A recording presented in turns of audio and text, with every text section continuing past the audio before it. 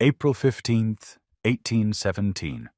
The hour had just passed 8 in the evening, when Miss Eleanor Thornhill took her customary position along the gilded periphery of Lady Harrington's grand ballroom, a space she had occupied at countless such gatherings, a location as familiar to her now as her own shadow. The chandeliers above cast their relentless golden light across the assembled company, illuminating silks and jewels and eager faces turned always toward the center, toward the dancers, toward those who mattered. Eleanor had long since accepted that she would never be counted among their number. At 28, she had passed beyond the bloom of youth into that peculiar territory society reserved for women who had missed their chance, who had become invisible even while standing in plain sight. Her gown of lavender silk, selected by her mother with anxious hands and anxious hopes, seemed only to emphasize what everyone already knew, that she was fading into the wallpaper of spinsterhood,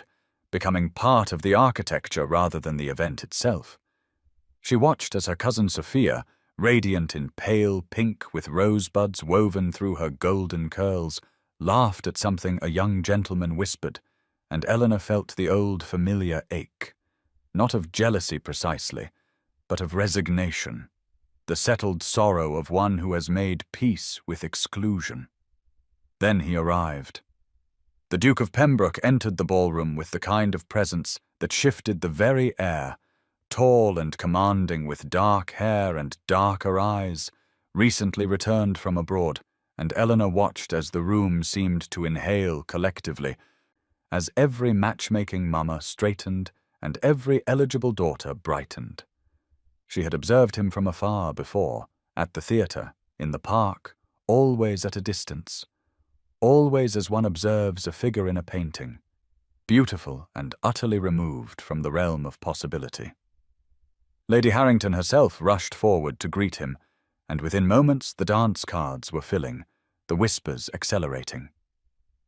Eleanor noted with detached interest how he moved through his social obligations, bowing, requesting dances, his expression polite but somehow distant, as though he performed a role he had rehearsed too many times.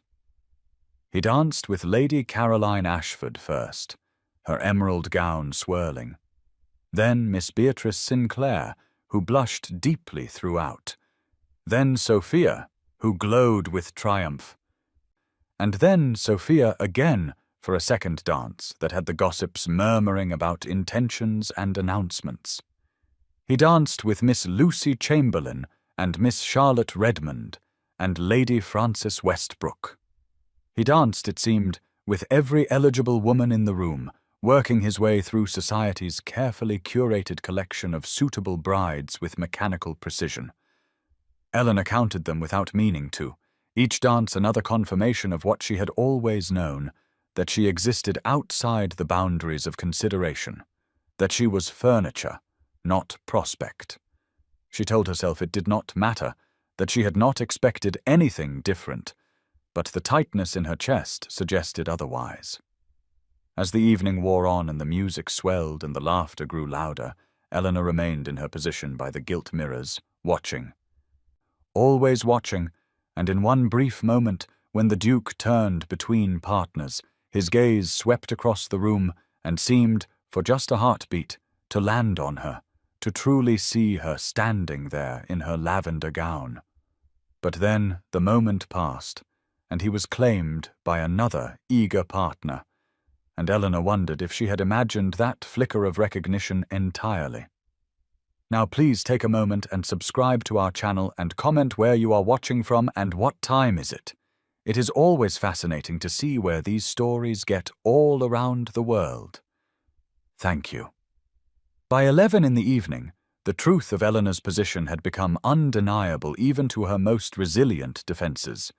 for the Duke had now partnered with every eligible woman present, every debutante and every remotely suitable lady, and Eleanor alone remained unasked, her dance card as empty as it had been at the beginning of the evening, a blank testament to her invisibility. She had not expected anything different, she reminded herself. had not harboured any foolish hopes. Yet somehow the completeness of the exclusion stung more sharply than usual. Perhaps because his presence had been so commanding. Perhaps because for that one brief moment she had imagined his eyes had found hers across the crowded room.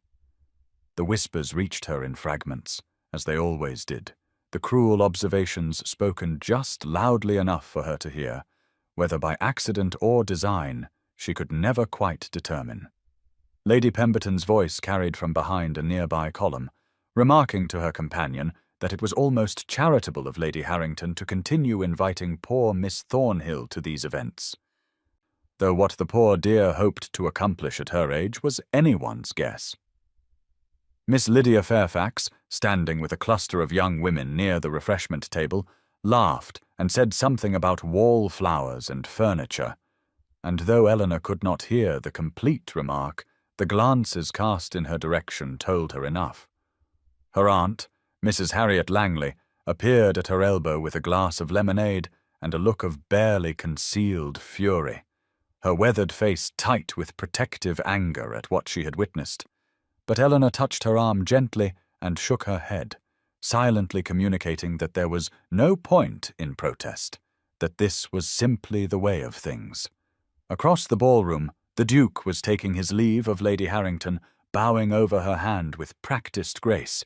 and Eleanor observed how the room seemed to deflate slightly at his departure, how the gossips immediately clustered to discuss whom he had favoured, which lady had received the most attention, whether an announcement might be forthcoming.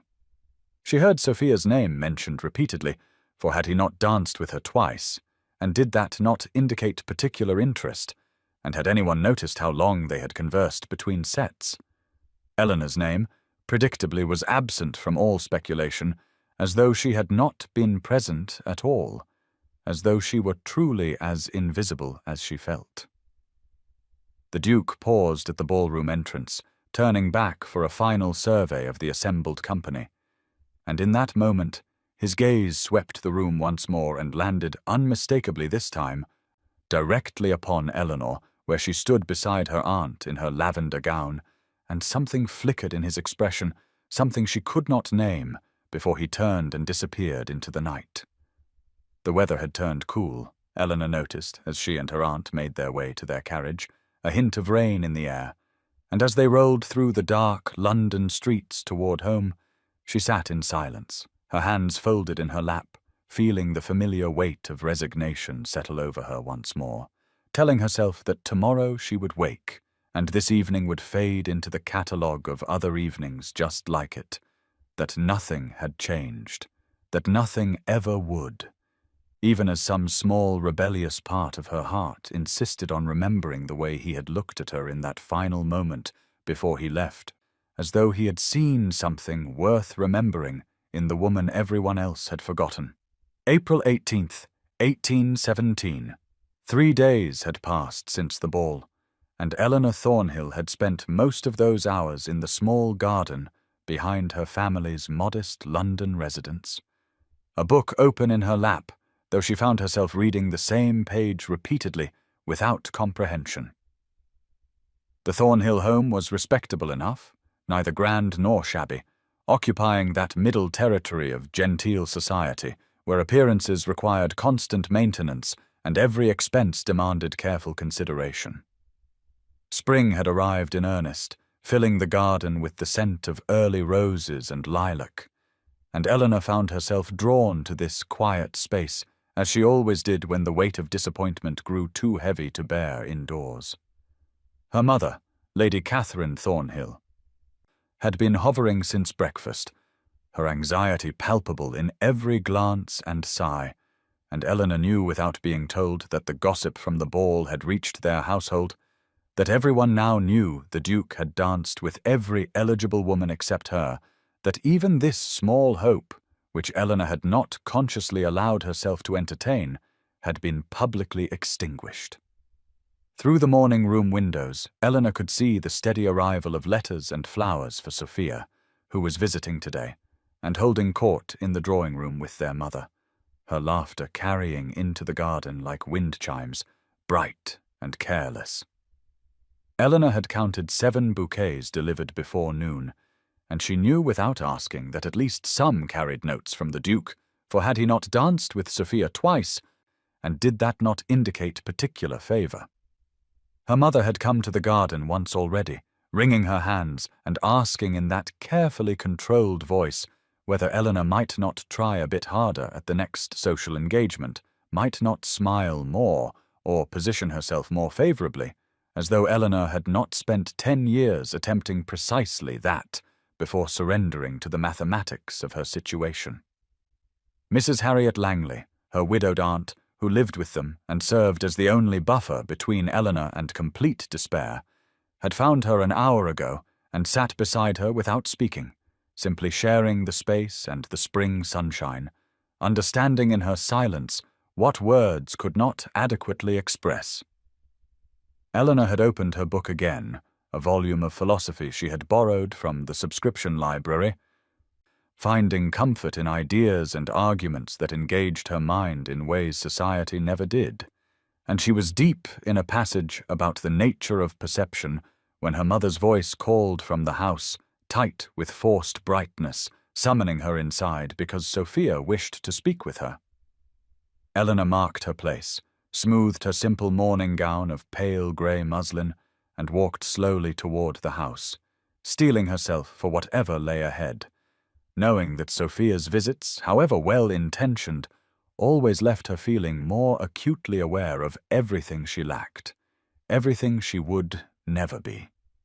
Inside, the morning room was filled with flowers, their heavy perfume almost suffocating, and Sophia sat, surrounded by opened notes and invitations, her pink walking dress and fashionable bonnet making her look like an illustration from a ladies' magazine, while their mother poured tea with hands that trembled slightly, and Eleanor took her seat and folded her hands and prepared herself to be gracious in the face of her cousin's unintentional cruelty, to smile and congratulate and pretend that her heart had not calcified just a bit more with each bouquet that arrived bearing someone else's name. April 25th, 1817. 1 week had passed since the ball, and Alexander Pembroke, Duke of Pembroke, stood in his study overlooking the morning streets of London, restless in a way he could not adequately explain to himself or to Lord George Ashford, his oldest friend, who sat in the leather chair by the window, observing him with undisguised curiosity and no small amount of amusement. The study was a masculine refuge filled with mementos from Alexander's travels, artifacts from Greece and Italy arranged on shelves beside volumes of history and philosophy, and morning light streamed through tall windows illuminating the disorder of correspondence scattered across his desk, invitations and introductions, and thinly veiled offers of marriage that had arrived in overwhelming numbers since his return to England 3 months prior. George had come ostensibly to discuss plans for an upcoming hunting party, but had quickly turned the conversation toward the subject everyone in society was discussing, namely why the Duke had danced with every eligible woman at Lady Harrington's ball without showing particular favour to any, and more pressingly, why he had not yet announced his intentions when everyone knew he had returned to England specifically to secure an heir, and when his family's expectations weighed upon him with increasing urgency. Alexander turned from the window and picked up a list his mother had helpfully provided, a catalogue of suitable ladies arranged by rank and fortune, each name representing a perfectly acceptable choice,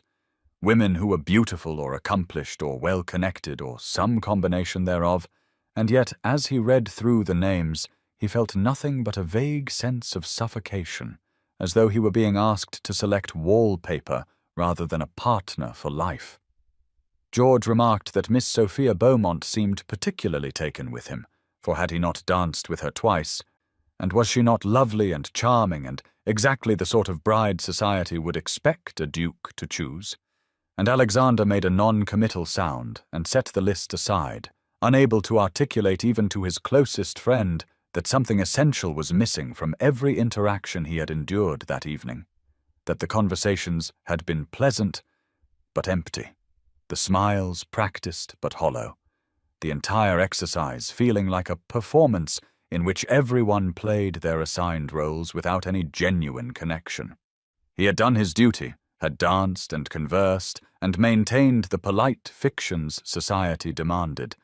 and yet at the end of the evening he had left with a strange sense of dissatisfaction and a memory that kept returning unbidden. The image of a woman in a lavender gown who had stood at the edges of the ballroom with a book in her hands and intelligence in her eyes, watching the proceedings with an expression that suggested both resignation and something else, something that looked remarkably like understanding, or perhaps quiet dignity in the face of dismissal. George leaned forward and asked directly whether Alexander had made any decision, whether any of the ladies had captured his interest, and Alexander hesitated, aware that what he was about to say would sound absurd,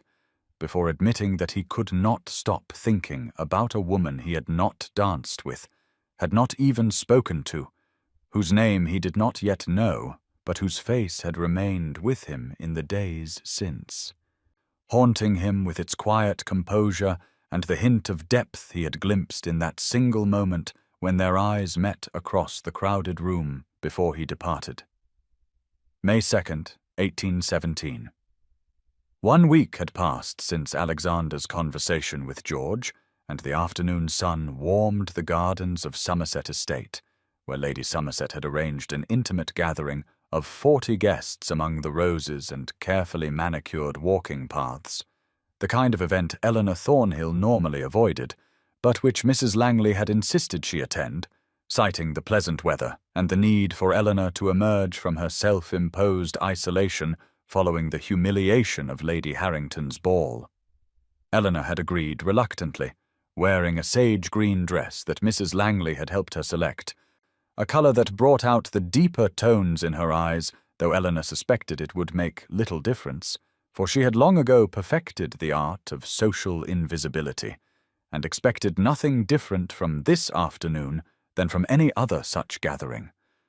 The gardens were lovely, she admitted to herself as they arrived, with roses in full bloom creating pockets of fragrance along the stone pathways, and refreshment tables arranged beneath white canopies where guests gathered in clusters of animated conversation, their laughter carrying across the lawns like music. Mrs. Langley guided Eleanor toward a quieter section of the garden where they might observe without being pressed into uncomfortable social exchanges, and Eleanor was grateful for her aunt's understanding, for the way she never pushed Eleanor toward interactions that would only result in polite dismissal, or worse, the particular cruelty of being included out of obligation and then ignored. They had been there perhaps 20 minutes, discussing a book they had both recently read, when Eleanor became aware of a subtle shift in the atmosphere around them, a turning of heads and adjustment of postures that indicated someone of consequence had arrived, and she glanced up to see the Duke of Pembroke entering the garden with Lord Ashford, his height and dark hair immediately recognizable even at a distance. Her heart performed an unwelcome skip that she firmly suppressed, reminding herself that his presence meant nothing to her, that she had no expectations and would not torture herself with foolish hope. And she deliberately turned her attention back to Mrs. Langley, who was watching her with knowing sympathy. Within minutes, Sophia appeared as if summoned by invisible threads, her pink dress and animated gestures drawing attention as she always did, and Eleanor watched with detached observation as her cousin positioned herself in the Duke's path, her smile bright and practiced. And yet Eleanor noticed something she had not expected, the way the Duke's responses seemed polite, but distant, the way his eyes moved across the garden as though searching for something or someone else. Mrs. Langley made a quiet observation about the warmth of the day, and suggested they walk toward the rose arbor, and Eleanor agreed, grateful for movement and distraction, unaware that Alexander had noticed her the moment he entered the garden, that he had recognized her immediately despite having never been formally introduced, and that he was now maneuvering through social obligations with the specific intention of positioning himself where he might observe her more closely, and perhaps, if circumstances allowed, engineer an introduction. Eleanor and her aunt paused beside a climbing rose heavy with cream-coloured blooms, and Mrs. Langley was remarking on the gardener's skill when Eleanor heard her aunt make a soft sound of surprise, and she turned to find the Duke of Pembroke standing 10 feet away, his attention fixed directly upon her with an intensity that made her breath catch, and for the second time their eyes met and held, and this time the look lingered for 3 heartbeats, 4, long enough that Eleanor felt heat rise in her cheeks and confusion cloud her thoughts before he inclined his head in a small acknowledgment, and she, operating on instinct and years of ingrained propriety, dropped into a curtsy, though they had not been introduced, and he was already turning away, leaving Eleanor standing beside the roses with her heart racing, and Mrs. Langley watching her with an expression that mixed hope and concern in equal measure. Maytop 10th, 1817. 8 days had passed since the encounter at Somerset Estate, and Eleanor sat in the Thornhill family box at the Theatre Royal on Drury Lane, positioned between her mother and Mrs. Langley, watching a production of Shakespeare's Much Ado About Nothing. With only partial attention, for her mind kept returning unbidden to that moment in the garden when the Duke of Pembroke had looked directly at her with an intensity that had shaken her carefully maintained composure and left her questioning meanings she knew better than to assign to a simple glance. The theatre was filled to capacity this evening, the boxes occupied by society's most prominent families, and Eleanor had dressed with more care than usual in a gown of deep burgundy that Mrs. Langley had insisted brought warmth to her complexion, though Eleanor suspected her efforts were wasted given that no one ever looked at her box except to locate Sophia, who was notably absent this evening, having chosen to attend a different entertainment with friends. The first act proceeded with Eleanor finding some genuine pleasure in the wit of the dialogue, the interplay between Beatrice and Benedick reminding her why she loved Shakespeare's comedies, when she became aware of movement in the theatre, a stirring of attention that made her mother sit up straighter and grip her fan with sudden tension, and Eleanor glanced toward the source of the disturbance to see the Duke of Pembroke entering a box 3 sections away, his arrival causing the predictable flutter of awareness that seemed to follow him wherever he went. She deliberately returned her attention to the stage, refusing to torture herself by watching him, reminding herself firmly that his presence had nothing to do with her, and that she would not spend the evening engaged in the pathetic exercise of stealing glances at a man who had merely been polite in a garden. But her determination lasted only until intermission, when the curtains closed and the audience rose to socialize, and her mother whispered urgently that someone was approaching their box, and Eleanor turned to see the Duke of Pembroke himself standing at the entrance, requesting permission to join them with a formality that seemed excessive given his rank, but which somehow made the moment feel more significant rather than less. Catherine granted permission with an eagerness that made Eleanor cringe inwardly, and then he was in their small box, bowing to each of them in turn, and when he straightened and looked directly at Eleanor, she saw something in his expression that was neither polite nor casual but rather deliberate and searching, as though he were attempting to confirm something he suspected but could not yet prove. Mrs. Langley, bless her, managed the introductions with grace and then somehow engaged Catherine in a conversation about the performance that left Eleanor and the Duke in a pocket of relative privacy despite the confined space, and he asked her opinion of the play with a directness that suggested he genuinely wanted to know her thoughts rather than merely making conversation, and Eleanor, after a moment's hesitation during which every defensive instinct urged her toward safe platitudes, decided with reckless honesty to answer truthfully, remarking that she found Beatrice's wit a refreshing contrast to the usual portrayals of women as either perfectly virtuous or irredeemably fallen, that Shakespeare seemed to understand women might possess in her lights and humour and still be worthy of love, and she watched something shift in the Duke's expression. A lighting of interest that made her pulse quicken even as she told herself not to read meaning into what was likely mere politeness. May 12th, 1817.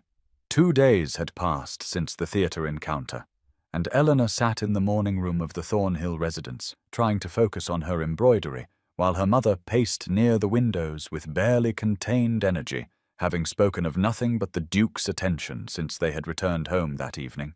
her speculation growing more elaborate and hopeful with each retelling, until Eleanor wanted to scream that it had been a simple conversation, nothing more, that expecting anything further was inviting the kind of disappointment Eleanor had learned through painful experience to avoid at all costs. The morning was bright and warm, sunlight streaming through the windows and illuminating the modest but respectable furnishings that suddenly seemed shabby when Eleanor allowed herself to imagine them through the eyes of a duke, and she told herself firmly to stop such thoughts, to remember that men of his rank did not court women like her, that whatever had prompted his politeness at the theatre had surely been satisfied and would not be repeated, and yet she could not prevent her mind from returning again and again to the way he had looked at her when she spoke of Beatrice, as though her words had genuinely interested him, as though he had been waiting to hear precisely that observation. Catherine was midway through another recounting of how the Duke had remained in their box for a full 15 minutes when the sound of carriage wheels on the street made her freeze and rush to the window, and Eleanor felt her heart perform that same unwelcome skip before she ruthlessly suppressed it, refusing to allow hope any foothold in her carefully guarded emotions. But her mother's gasp and the words, "Oh, my dear, it is—"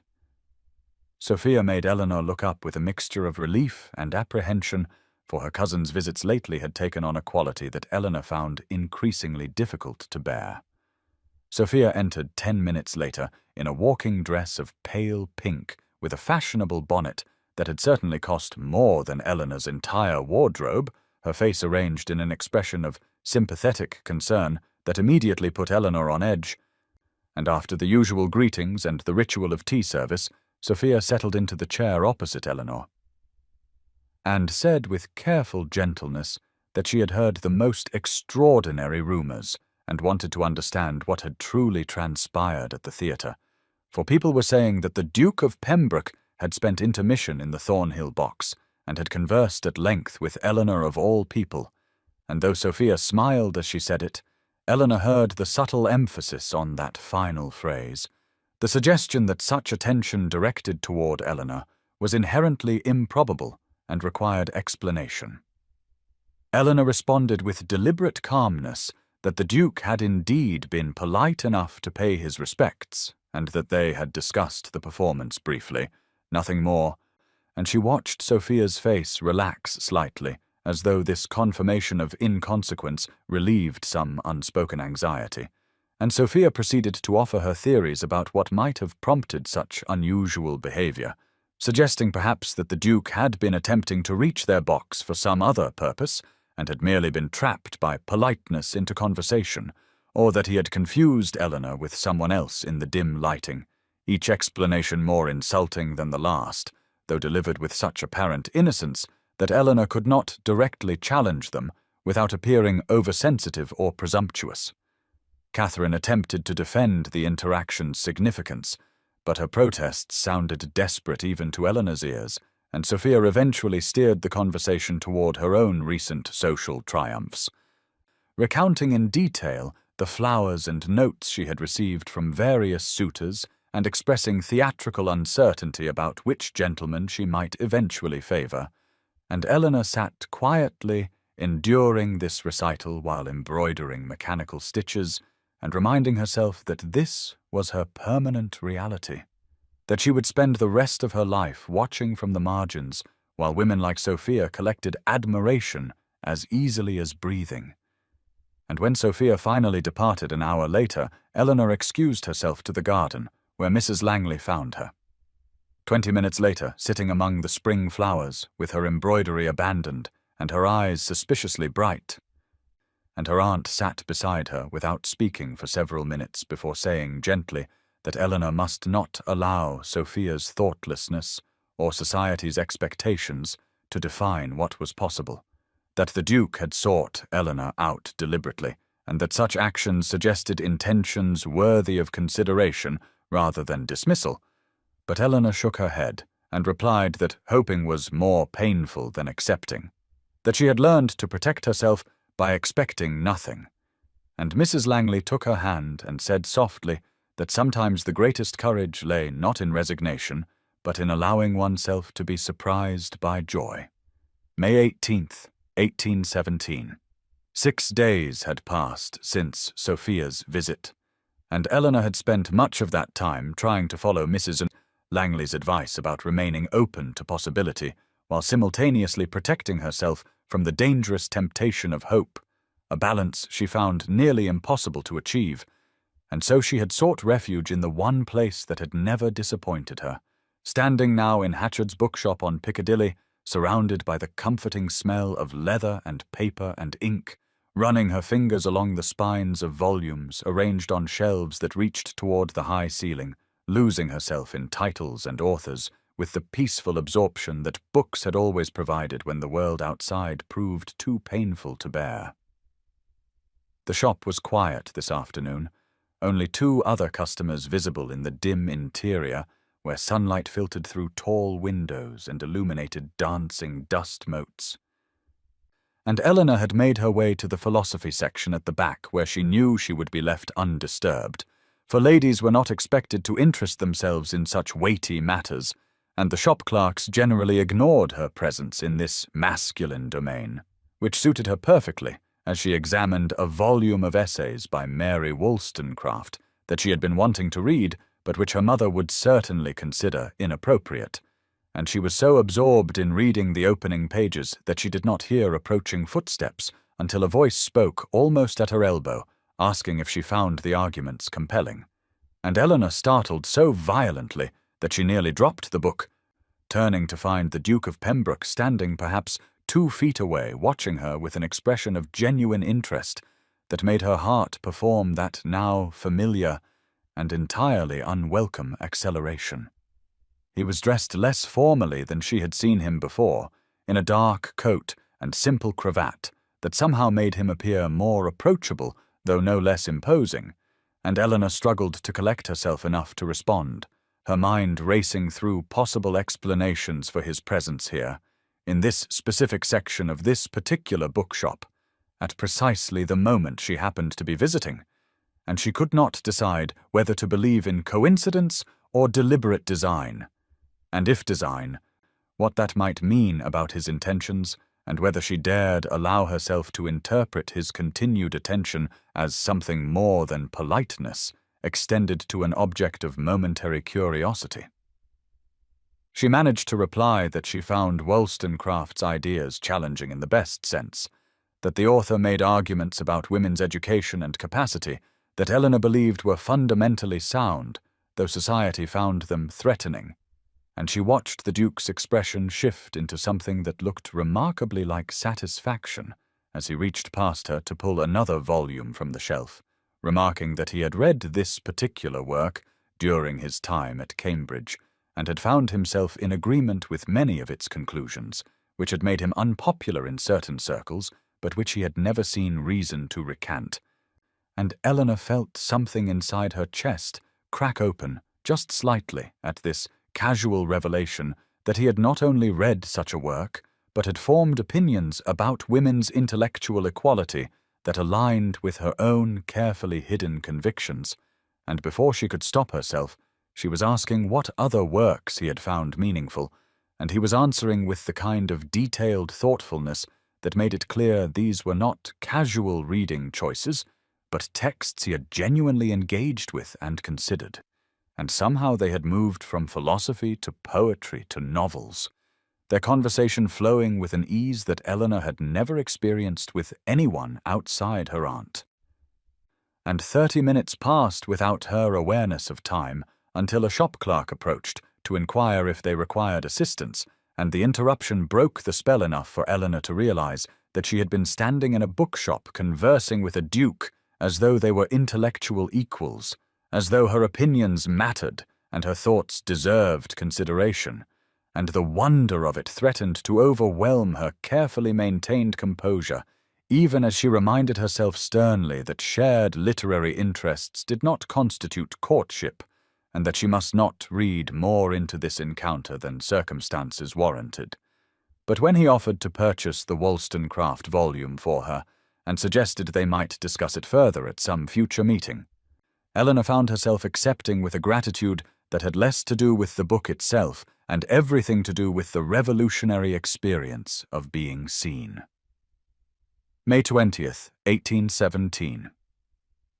2 days had passed since the bookshop encounter, and Eleanor sat in Lady Westbrook's intimate dining room, surrounded by 20 guests who represented the upper echelon of London society, feeling acutely conscious of the deep blue gown she wore, the first dress she had ever chosen entirely for herself, without yielding to her mother's preference for pale, aging colours. And Mrs. Langley had accompanied her to the modiste, and had encouraged this rich shade that brought out the depth of Eleanor's eyes, and made her skin appear luminous rather than merely pale, and Eleanor had agreed partly because her aunt's enthusiasm was difficult to resist, but mostly because some small, defiant part of her wanted to look beautiful tonight, wanted to test whether Alexander's continued attention might extend to this more public setting, where the eyes of society would mark every glance and gesture and draw conclusions that could either validate or destroy the fragile hope that had taken root in her chest, despite all her efforts to prevent it. She had been shocked when the invitation arrived, for Lady Westbrook moved in circles far above the Thornhill family's modest standing, and her mother had been beside herself with speculation, until Mrs. Langley had quietly suggested that perhaps the Duke had requested Eleanor's inclusion, a possibility that Catherine found both thrilling and improbable in equal measure. And Eleanor herself had not known what to believe until she entered the drawing-room before dinner, and saw Alexander's face transform with unmistakable pleasure at her arrival, and he had crossed the room immediately to greet her with a warmth that made several other guests turn to observe this marked attention. Now she sat beside him at the long mahogany table laid with crystal and silver that caught the candlelight and threw dancing reflections across the damask tablecloth, and she was intensely aware that this seating arrangement had been deliberate, that Lady Westbrook must have received specific instructions about placement, and the implications of such planning made Eleanor's heart race even as she tried to maintain the appearance of calm dignity that had always been her shield against society's casual cruelties. Alexander directed his conversation almost exclusively to her throughout the meal, asking her opinions on topics ranging from the current political debates to questions of art and literature, and he listened to her responses with the same focused attention he had demonstrated in the bookshop, occasionally offering his own perspectives that revealed a mind both educated and genuinely curious. And Eleanor found herself relaxing into the exchange, despite the knowledge that at least a dozen people were observing their interaction with varying degrees of surprise and speculation. She could hear the whispers that the other guests did not bother to fully suppress, the shocked murmurs wondering why the Duke showed such preference for Miss Thornhill when far more beautiful and eligible ladies sat at this very table, and she caught Sophia's bewildered expression from across the room where her cousin sat beside a viscount who clearly bored her, and there was something in Sophia's face that looked almost like hurt, as though Eleanor's unexpected elevation somehow diminished Sophia's own value, and Eleanor felt an unexpected pang of sympathy for her cousin, even as she refused to apologize for finally being chosen, for finally mattering to someone whose regard she had not dared to imagine. When Alexander's hand briefly brushed hers as he reached for his wine-glass, and he let the contact linger just a moment longer than accident would explain, Eleanor felt the gesture reverberate through her entire body, and she looked up to find him watching her with an expression so tender and so certain that something inside her shifted irrevocably, and she understood with sudden clarity that this was real, that whatever was happening between them was not politeness or passing curiosity, but something far more significant, and the knowledge was terrifying and exhilarating in equal measure. May 25th, 1817. 5 days had passed since Lady Westbrook's dinner, and Eleanor walked beside the Duke of Pembroke along the wide path that circled the Serpentine in Hyde Park during the fashionable afternoon hour when all of London society paraded themselves beneath the full canopy of spring trees that had reached their verdant peak, and she was acutely conscious of the new walking dress she wore in a soft shade of cream with sage-green trim that Mrs. Langley had insisted upon purchasing for her at a modiste far grander than any establishment Eleanor had previously entered, and her aunt had declared that Eleanor deserved beautiful things and should stop hiding herself in the aging colours her mother favoured. And Eleanor had accepted the gift with gratitude that went deeper than the dress itself, because it represented her aunt's unwavering belief that Eleanor's life was changing in ways that merited preparation and celebration. Alexander had called at the Thornhill residence 3 times this week, each visit lasting longer than propriety strictly allowed, and each conversation ranging across topics that revealed the depths of compatibility. Eleanor had never imagined she might find with another person, and her mother had transformed from anxious skepticism to barely contained hope, to something approaching triumphant certainty. And Eleanor herself had begun the dangerous process of allowing herself to believe that his attention was genuine and lasting rather than a temporary aberration that would dissolve as inexplicably as it had appeared. They had been walking for perhaps 20 minutes, maintaining the proper distance that society demanded, while engaging in conversation that felt remarkably intimate given their public surroundings, and Alexander had been asking her opinions about improvements he was considering for the tenant cottages on his country estate, listening to her responses with the focused attention that still surprised her every time he demonstrated it. And when she suggested that better drainage and larger windows might improve both health and comfort for the families who lived there, he had stopped walking entirely and turned to look at her with an expression that made her breath catch in her throat, and he said quietly that she saw what most people in his position never bothered to notice, that she thought about the welfare of others with a care and intelligence that he found remarkable. And Eleanor felt heat rise to her cheeks as she tried to deflect the compliment by saying that such observations were merely common sense. But he shook his head and said no. Common sense was far less common than the phrase suggested, and what she possessed was something much rarer, which was the combination of sharp intelligence and genuine compassion. And he had been searching for exactly that combination without knowing how to name it until he had observed her these past weeks and understood that she embodied everything he valued most in human character. Eleanor felt something very like tears prick at her eyes, because no one had ever spoken to her this way, had ever suggested that the qualities she possessed, which society deemed unremarkable or even undesirable, might actually be valuable and worthy of admiration. And she managed to ask the question that had haunted her since his attention had first become apparent, asking why he had chosen to notice her when so many more beautiful and accomplished women had been readily available. And Alexander reached out to steady her elbow as they resumed walking, his hand warm through the fabric of her sleeve in the first deliberate touch he had permitted himself beyond formal courtesies. And he said softly that beauty fade and accomplishments could be learned, but character was intrinsic and rare,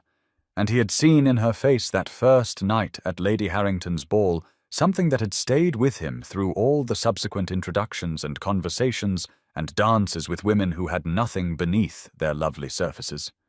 And what he had seen was dignity and intelligence and a quiet strength that came from enduring dismissal without becoming bitter. And he wanted to spend his life with someone who possessed those qualities, rather than someone who merely pleased the eye or met society's shallow expectations, and Eleanor understood in that moment that she was beginning to believe him. May 28th, 1817. 3 days had passed since the walk in Hyde Park, where Alexander had touched her arm and spoken words that had undone years of resignation. And now Eleanor stood in the entrance hall of Pembroke House, feeling as though she had stepped into a world that existed on a scale beyond anything she had previously experienced. For this ballroom was grander than Lady Harrington's had been,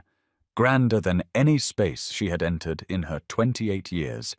with ceilings that soared upward into painted heavens where classical figures danced among clouds touched with gold leaf that caught the light from 3 massive crystal chandeliers, and the walls were lined with mirrors that multiplied the candlelight and the guests until the room seemed to contain all of London society reflected into infinity.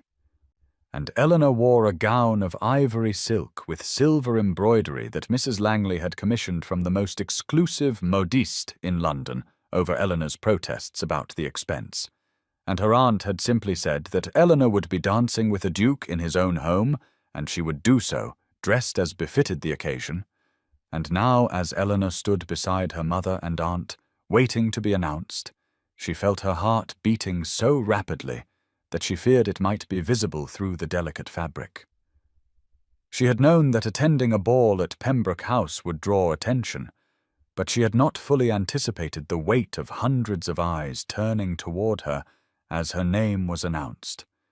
had not expected to see the shock on face after face as society registered that Miss Eleanor Thornhill, the perpetual spinster whom most had ceased to notice years ago, was in attendance at the most significant social event of the season, and she saw Sophia standing near the center of the room in a confection of pink silk that must have cost a fortune, and her cousin's expression moved from surprise to something harder to define,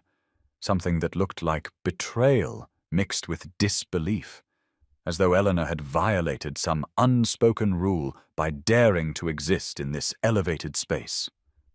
Alexander stood at the far end of the ballroom, receiving guests with the easy grace of someone born to command such gatherings. But Eleanor saw the moment his gaze found her across the crowded room, saw his face transform with unmistakable pleasure and something deeper that made her breath catch, and he concluded his conversation with Lord and Lady Ashford with what appeared to be unseemly haste, before crossing the floor toward her with such obvious purpose that the crowd seemed to part before him, and the whispers began immediately, rippling outward from his path like water disturbed by a stone. He reached her side and bowed with perfect formality, but his eyes held warmth that made her feel as though they were alone, despite being surrounded by hundreds of observers, and he said quietly that she looked radiant, that the ivory silk made her appear like moonlight given form, and Eleanor felt heat rise to her cheeks as she thanked him and tried not to notice how many people were watching this exchange.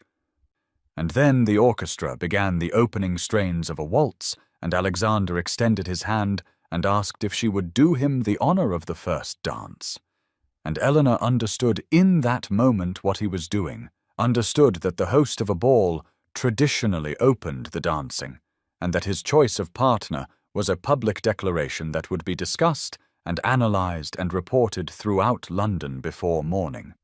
And she placed her hand in his and let him lead her on to the empty floor while society watched with expressions ranging from shock to confusion to barely concealed dismay. His hand settled at her waist, and hers rested on his shoulder, and they began to move together in the intimate patterns of the waltz. And Eleanor had danced this scandalous dance only twice before in her life, and never with a partner who moved with such confidence and grace. And Alexander looked down at her with an expression so tender that she forgot to be nervous about the hundreds of eyes watching them, and he said softly that he had something important to ask her this evening, something that could not wait any longer, and Eleanor felt her heart leap, even as her mind cautioned against hope, and she managed to say that she would be honored to hear whatever he wished to say, and Alexander smiled and whispered that before this night ended, she would understand exactly how much she had come to mean to him. And as they turned across the gleaming floor beneath the glittering chandeliers, with all of London society bearing witness, Eleanor finally allowed herself to believe that this was not a dream from which she would wake to find herself once again invisible and dismissed, but rather the beginning of a life she had never dared to imagine possible. May 28th, 1817. The waltz had ended, and Alexander had led Eleanor from the crowded ballroom through a set of tall glass doors that opened onto a wide stone terrace overlooking the gardens of Pembroke House, and the cool night air touched her heated cheeks as they stepped away from the noise and light and hundreds of watching eyes into a space that felt blessedly private, despite being separated from the ballroom by only a pane of glass, and Eleanor could hear the music continuing behind them, a softer melody now that drifted into the darkness where stars had begun to appear in the late spring sky, and the scent of roses reached them from the gardens below, where Alexander had told her during their waltz that he had ordered the gardeners to cultivate Eleanor's favorite blooms, though she had not remembered mentioning her preference to him. And she stood now at the stone balustrade looking out over the shadowed landscape, trying to steady her breathing and organize her thoughts, because she understood that something significant was about to happen, and she felt as though she was standing at the edge of a precipice, waiting to discover whether she would fall or fly. Alexander moved to stand beside her, close enough that she could feel the warmth of him in the cool air, and he said her name softly. Just Eleanor without the miss that propriety demanded, and she turned to face him, and saw in his expression such tenderness that she felt her carefully constructed defenses begin to crumble like walls that had stood for years, suddenly revealed to be made of nothing more substantial than sand. And he reached for her hand, and she let him take it, and his fingers were warm and steady as they closed around hers. And he said that he had brought her here because he could not wait another moment to tell her what had become undeniably clear to him over these past weeks, that from the first moment he had seen her watching the ball at Lady Harrington's with such dignity despite being overlooked by everyone, including himself, to his shame, he had been unable to forget her face. And with each subsequent meeting, his certainty had grown that she was the woman he had been searching for without knowing how to name what he sought, and Eleanor felt tears gathering in her eyes as he continued speaking, telling her that she possessed a rare combination of intelligence and compassion and strength that made every other woman he had met seem insubstantial by comparison, and he said that he knew society would wonder at his choice, and some would whisper that he might have done better, but he had never been more certain of anything in his life than he was of his desire to spend every remaining day he had been granted in her company. And then he released her hand only to lower himself to one knee on the stone terrace beneath the emerging stars, and he asked with a formality that contrasted beautifully with the emotion in his voice whether Miss Eleanor Thornhill would consent to become his wife and Duchess of Pembroke, and Eleanor discovered that she could not speak past the tears that were now flowing freely down her cheeks, and she managed only to nod and whisper, "Yes." And Alexander rose immediately and pulled her into his arms, with considerably less attention to propriety than he had previously shown, and he kissed her with a tenderness that transformed into something deeper and more urgent. And Eleanor, who had never been kissed before, understood that this was what it meant to be chosen and cherished and loved. And when they finally drew apart, he produced a ring from his pocket, a band of gold set with sapphires that matched her eyes, and he slipped it onto her finger and said that she had made him the happiest of men, and Eleanor looked at this ring that proclaimed her transformation from overlooked spinster to beloved duchess,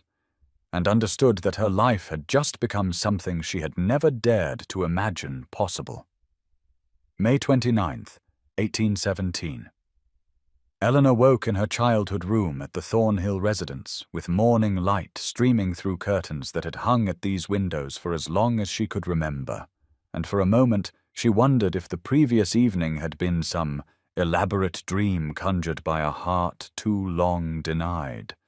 But then she lifted her left hand and saw the gold band set with sapphires that caught the morning sun and threw small prisms of blue light across the familiar wallpaper.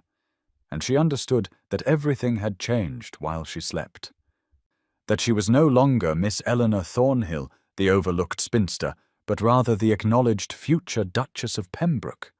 And even as joy flooded through her, she felt a strange detachment, as though she were watching this transformation happen to someone else entirely. She rose and dressed with her mother's lady's maid helping her for the first time, rather than managing on her own, as she had always done. And when she descended to the breakfast room, she found it transformed into something resembling a florist's shop.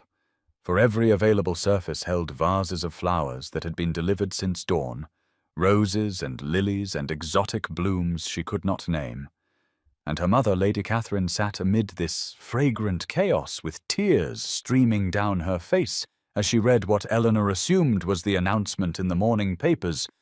And when Catherine saw her daughter, she rose and embraced her with an intensity that was both touching and somewhat painful, saying over and over that she had never dared hope for such an outcome, that a duke had chosen Eleanor above all the younger and prettier girls, and Eleanor felt a familiar sting at this characterization, even as she understood her mother meant only to express joy at their altered circumstances. The morning callers began arriving before Eleanor had finished her tea, and the modest Thornhill drawing-room, filled with ladies who had never previously found time to visit Miss Thornhill, but who now declared themselves utterly delighted by the engagement, and claimed they had always known Eleanor possessed special qualities that would attract the right gentleman. And Eleanor received these transparently false assurances with grace, while noting which women had the decency to look embarrassed by their own earlier dismissiveness. And Mrs. Langley sat in the corner watching this performance with an expression of profound satisfaction mixed with something sharper that looked like vindication. And when Sophia arrived near noon, dressed in white muslin with her blonde curls arranged in elaborate ringlets, she embraced Eleanor and said with what sounded like genuine confusion that she could not understand how this had happened, how the Duke had chosen Eleanor when he might have chosen anyone. And Eleanor saw in her cousin's pretty face not malice, but rather a complete bewilderment that suggested Sophia's understanding of the world had been fundamentally disrupted by this development, and Eleanor found she could not feel anger toward this girl who had been taught to value only youth and beauty and had built her entire sense of self on possessing both. And she took Sophia's hands and said gently that perhaps the Duke had seen something in her that others had missed, and Sophia nodded slowly, as though trying to grasp a concept that existed beyond her previous framework for understanding how the world operated. And throughout the morning Eleanor kept looking at the ring on her finger and remembering Alexander's face as he had placed it there, remembering his words about her intelligence and compassion and strength. And she understood that her transformation was not from invisible to visible, but rather from unseen to truly recognized, and that made all the difference in how she would carry this new identity forward into the life that awaited her. June 5th, 1817. Eleanor stepped through the door of Madame Devereux's exclusive establishment on Bond Street and experienced the disorienting sensation of entering a world that had previously existed only on the periphery of her awareness, for she had accompanied her mother and Sophia to this very shop on numerous occasions, but had always been relegated to a chair near the window, while fabrics and fashion plates were displayed for those whose appearance society deemed worthy of enhancement. And now Madame Devereux herself came forward with hands clasped and eyes bright with an enthusiasm that Eleanor recognized as inspired not by her person but by her newly elevated status. And the modiste said in accented English that it was an honor beyond measure to create the trousseau for the future Duchess of Pembroke. And Eleanor felt a familiar discomfort at this reverential treatment from a woman who had looked through her rather than at her for years. Catherine had insisted on accompanying Eleanor to this appointment, and now sat examining silks and satins with an intensity that suggested she was trying to make up for all the beautiful things her daughter had been denied. But Eleanor found herself overwhelmed by the sheer volume of choices presented, the endless bolts of fabric in colors she had been discouraged from wearing because they were too vibrant or too youthful or too attention-seeking. And she was relieved when Alexander arrived precisely at the time he had promised, for he had insisted on being present for at least part of these preparations, despite Catherine's protests that such matters were not appropriate for a gentleman's involvement. And when he entered the shop, he brought with him a sense of solid reality that anchored Eleanor in this strange new experience. Alexander greeted Madame Devereux with polite formality, and then turned his full attention to Eleanor, asking whether she was finding anything that pleased her. And she confessed quietly that she was uncertain about all of it, that she had little practice in selecting things for her own adornment, and he took her hand and led her to a selection of fabrics that the modiste had arranged on a large table, and he held up a length of deep emerald silk against Eleanor's face, and said that this color made her eyes luminous.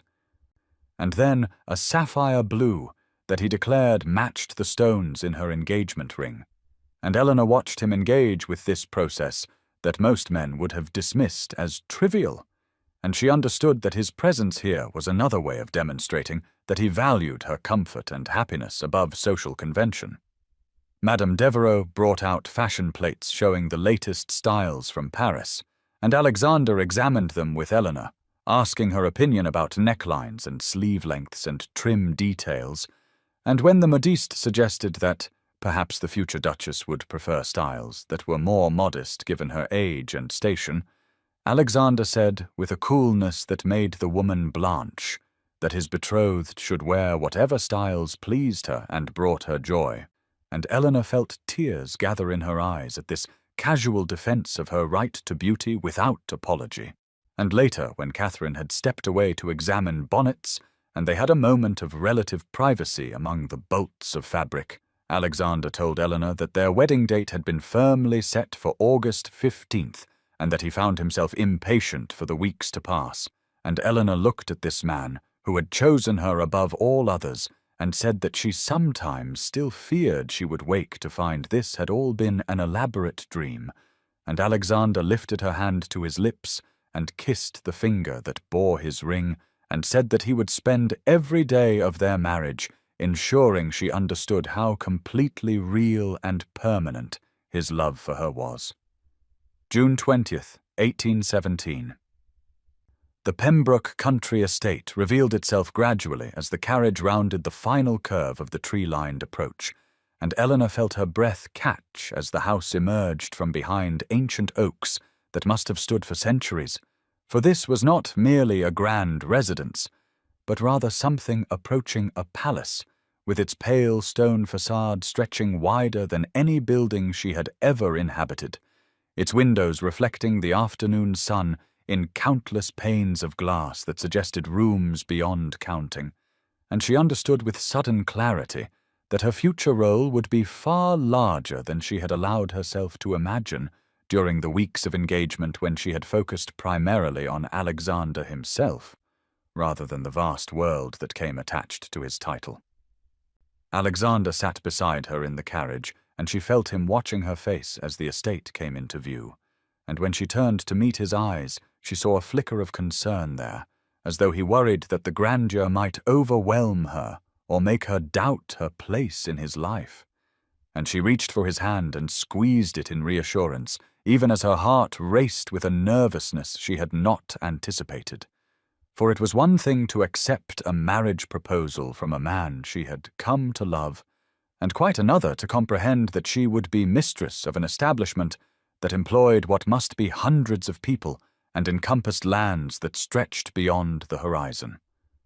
The carriage drew to a halt before the main entrance where staff had assembled in formal rows to meet their future mistress, and Alexander helped Eleanor descend with a tenderness that steadied her as she faced the housekeeper Mrs. Barrett and the butler Hendricks, and a seemingly endless line of footmen and maids and grooms, whose names she tried desperately to remember, even as they blurred together in her anxious mind. But she noticed that Alexander introduced her, not with the formal distance she might have expected, but rather with a warmth that communicated clearly his regard for her, and she saw the staff respond to this signal with genuine welcoming smiles rather than merely dutiful politeness. Alexander led her through rooms that felt designed for purposes she could barely fathom. A formal dining room with a table that could seat 40. A ballroom that made the Pembroke House Ballroom in London seem intimate by comparison. Drawing rooms in shades of blue and gold and green that seemed to correspond to different seasons or functions she did not yet understand, and she felt increasingly small and uncertain until they reached the library, and Alexander opened the double doors to reveal a room that took her breath away for entirely different reasons. For here were books on shelves that rose 2 stories high, with a gallery running around the upper level and tall windows that flooded the space with golden afternoon light. And Alexander said quietly that this room had been his sanctuary since childhood, and that he hoped it would become hers as well. And Eleanor walked slowly along the shelves, reading spines in Latin and Greek and French and English, finding philosophy and history and poetry and sciences all arranged with careful attention. And she turned to Alexander with tears in her eyes and said that this room alone would make the estate feel like home. He took her hand and led her to the desk that sat near the largest window, and he told her that he had asked the staff to clear this desk completely so that she might arrange it according to her own preferences and fill it with whatever books and papers she wished. And Eleanor understood that this gesture of giving her claim to his most private space was another way of demonstrating that he did not expect her to simply inhabit his world, but rather to make it truly theirs together. And later, as they walked through the gardens that surrounded the house, he asked her opinion about whether certain flower beds should be redesigned and which walking paths might be extended and where she might like a private garden area created. And Eleanor found herself offering thoughts about sight lines and seasonal color and the placement of benches with a growing confidence that came from recognizing that Alexander genuinely valued her perspective, and that her intelligence, which society had dismissed as unmarketable in a woman, was precisely what he most wanted applied to their shared future. July 10th, 1817. The intimate gathering at Pembroke House felt worlds removed from the grand social events that had dominated the season, for Alexander had insisted that this dinner include only those people who genuinely mattered to either himself or Eleanor. And so the table held merely 12 guests, including Mrs. Langley, whose eyes held quiet satisfaction as she observed her niece transformed not in essence, but in circumstance.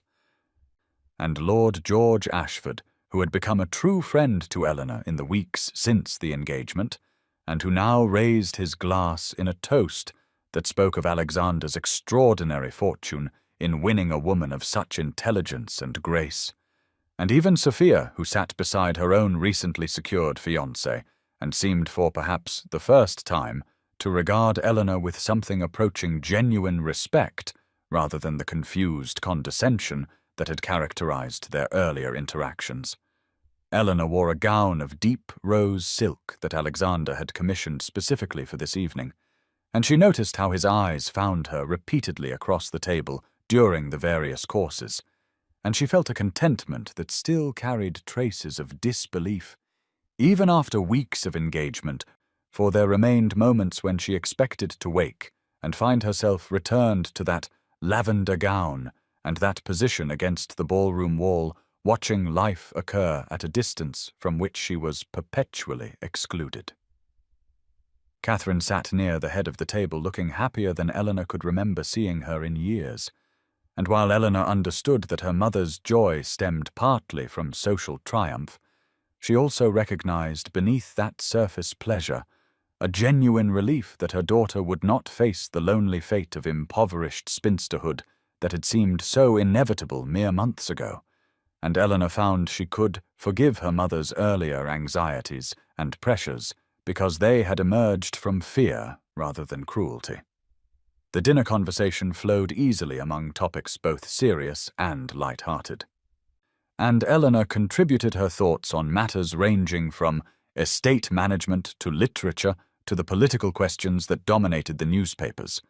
And she noticed that no one seemed surprised or uncomfortable with her intellectual engagement and this acceptance of her full self, without requirement that she diminish or hide her capabilities, felt like a gift she was still learning to receive without suspicion. After the ladies withdrew to the drawing-room, while the gentlemen remained with port and cigars, Mrs. Langley drew Eleanor aside to a window seat overlooking the gardens that were silvered with moonlight, and her aunt took her hand and said that she had watched Eleanor endure years of dismissal with a dignity that never hardened into bitterness, and that this capacity to remain open and kind despite repeated hurt was precisely what made her worthy of the happiness she had found. And Eleanor felt tears gather as she embraced this woman who had offered support when society offered only indifference. When the gentlemen rejoined them, Alexander came directly to Eleanor's side and suggested a brief walk in the garden before the guests departed, and they stepped through the French doors onto the terrace, where the night air carried the scent of roses and honeysuckle, and Alexander told her that he counted each day until their wedding with an impatience that amazed him, for he had never imagined feeling such eagerness to bind his life permanently to another person. And Eleanor looked at this man who had seen her when she believed herself invisible and said that she would spend their marriage ensuring he never regretted his choice. And Alexander lifted her hand to his lips and said that his only regret would be the 5 weeks he had to wait until she became his wife in truth, as well as promise. August 14th, 1817. The afternoon light fell golden through the windows of Eleanor's childhood bedroom at Thornhill Residence, and she stood before the wardrobe where her wedding dress hung in preparation for tomorrow's ceremony, the ivory silk catching the sun in a way that made it seem almost luminous. And she reached out to touch the fabric with fingers that trembled slightly, not from fear, but from the sheer improbability of finding herself on the eve of marriage to a man who had somehow perceived worth in her that society had entirely overlooked for 28 years. Mrs. Langley had spent the past hour with her in quiet conversation, and her aunt had spoken words that Eleanor knew she would carry forward into her marriage and beyond. For Mrs. Langley had said that the true measure of a person revealed itself not in moments of triumph, but rather in the long years of dismissal and disappointment, and that Eleanor's capacity to remain kind and open despite society's cruelty was precisely what made her worthy of the happiness she had found, and Eleanor had wept quietly against her aunt's shoulder in gratitude for this woman who had seen her clearly when others looked through her as though she were invisible. The house felt unusually quiet, despite the presence of guests who had arrived for tomorrow's wedding, for Catherine had insisted that Eleanor rest this final afternoon before her life changed irrevocably, and so Eleanor sat at her small writing desk and composed a letter to Alexander, knowing that tradition required their separation tonight, but wanting him to have words from her to carry into tomorrow. She wrote of the girl she had been at her first ball 10 years ago, full of hope and expectation that someone would see her and choose her,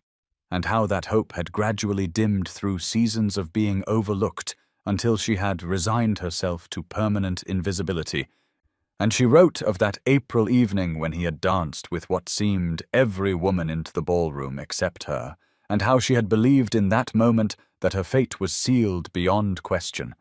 And then she wrote of her astonishment when he began to seek her out with an attention that seemed impossible to trust.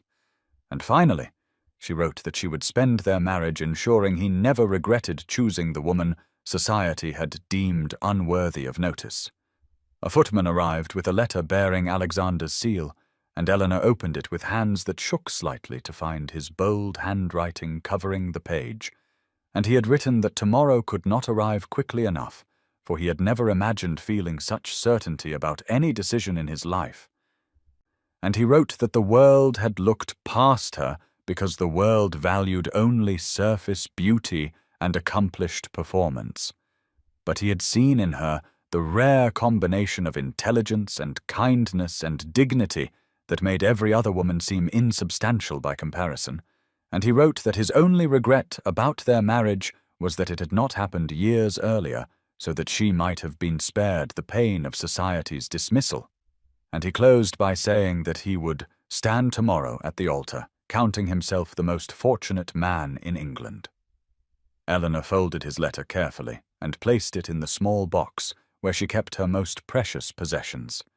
And then she walked to the window and looked out over the London street where evening was beginning to fall, and she thought of how completely her life had transformed in the space of 4 months, and she wondered if she would wake tomorrow and find it all dissolved like morning mist. But then she looked at the ring on her finger and felt the weight of Alexander's love, expressed in both his daily presence and in the words he had written. And she knew with sudden clarity that this happiness was real, and that tomorrow she would become Duchess of Pembroke, and that the years of invisibility had finally ended, not because she had changed, but because someone had finally truly seen her. August 15th, 1817. Eleanor woke to sunlight streaming through the windows of her childhood bedroom, and for a moment lay perfectly still beneath the covers as she absorbed the knowledge that this was her wedding day. And the realization carried such weight of joy and disbelief that she felt tears gather even before she rose from the bed where she had slept only fitfully through the night. Catherine appeared shortly after 7 in the morning, already dressed and visibly trembling with excitement, and she embraced Eleanor with an intensity that spoke of years of worry now dissolving into relief and pride. And she said that she had never imagined seeing this day, but that she could not have dreamed of a better match for her daughter. And Eleanor forgave in that moment all her mother's earlier anxieties and pressures, because she understood they had emerged from love, however imperfectly expressed. Mrs. Langley arrived at 9 to help Eleanor dress, and together they lifted the ivory silk gown over Eleanor's head and fastened the tiny buttons that ran down the back, and her aunt arranged Eleanor's hair in a style that was elegant without being overly elaborate, and she wove small white roses through the dark strands. And when Eleanor finally looked at herself in the mirror, she saw not a different person, but rather herself as she had always been, yet somehow transformed by the knowledge that she was genuinely loved and chosen. The carriage ride to the church felt both endless and impossibly brief, and Eleanor clutched a bouquet of white roses and lavender that Alexander had sent that morning, along with a note that said simply that he would be waiting for her and that nothing had ever mattered more to him than this day. And she held those words close to her heart as the carriage wheels rolled over London streets toward the fashionable church where 200 guests had gathered.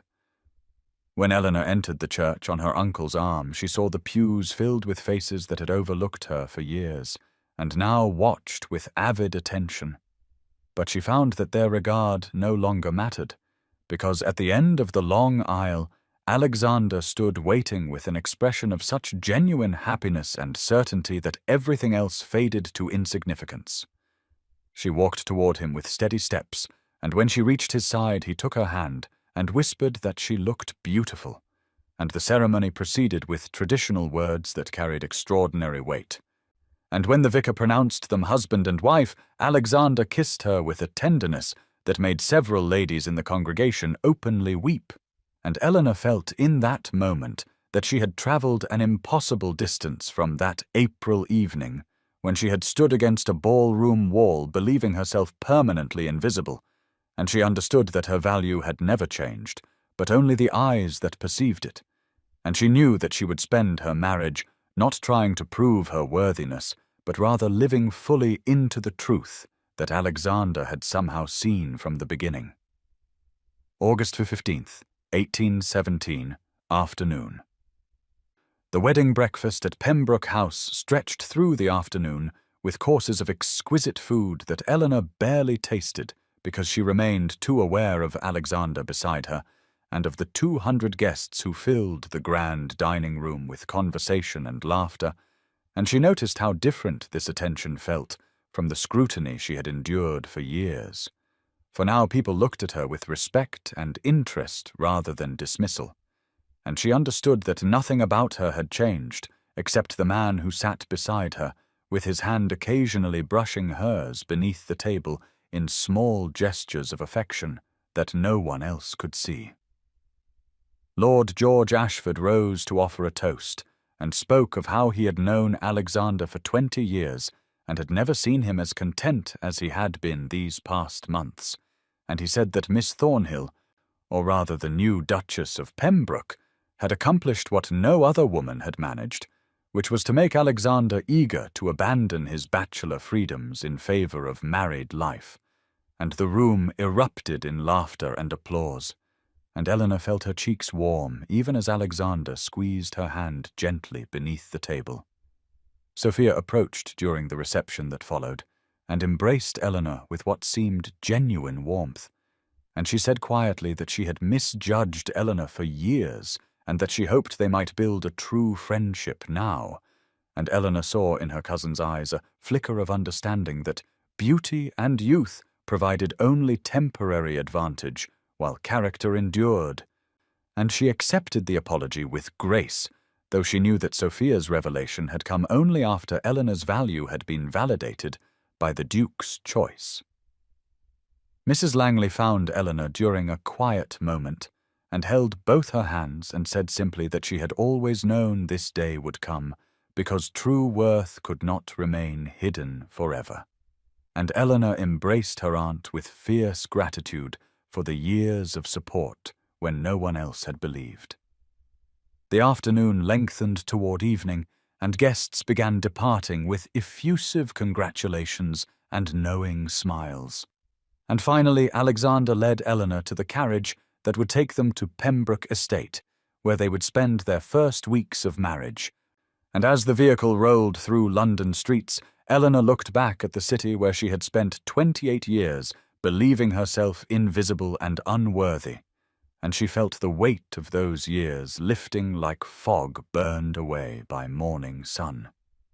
Alexander pulled her close against his side and said that he had something to confess, which was that their meeting at the bookshop had not been chance, but rather deliberate planning, because he had inquired about her habits and had wanted to see her in a setting where she felt comfortable and unguarded.